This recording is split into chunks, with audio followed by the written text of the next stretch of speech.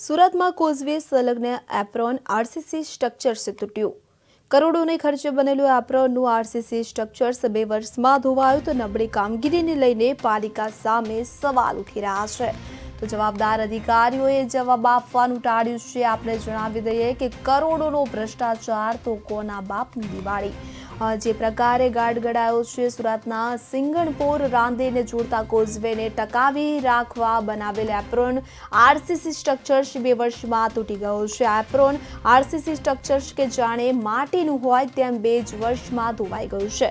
કોન્ક્રીટના ટુકડા કે જે દૂર દૂર સુધી વિખેરાયેલા જોવા મળી રહ્યા છે। તો 17.86 કરોડ રૂપિયાને ખર્ચે બનેલું એપ્રોન આરસીસી સ્ટ્રક્ચર્સ કે જે ગણતરીના 2 વર્ષમાં જ ધોવાઈ ગયું છે। 15 ઇંચ સુધી ધોવાઈ જતા પાલિકાની કામગીરી સામે પણ અનેક સવાલ ઉઠી રહ્યા છે। ત્યારે હાઇડ્રોલિક વિભાગે સિવિલ વર્કની મજબૂતાઈ મામલે રિસર્ચ રિપોર્ટ બાદ નિષ્કર્ષ કાઢવાનું રટણ કર્યું હતું। જાણે જવાબદારીમાંથી છટકવાનો પ્રયાસ કરતા હોય તેમ ઉચ્ચ કક્ષાએથી છેક વિયરકમ કોઝવે વિભાગના આસિસ્ટન્ટ ઇજનેર સુધીના જવાબદારોએ જવાબ આપવાનું ટાળ્યું।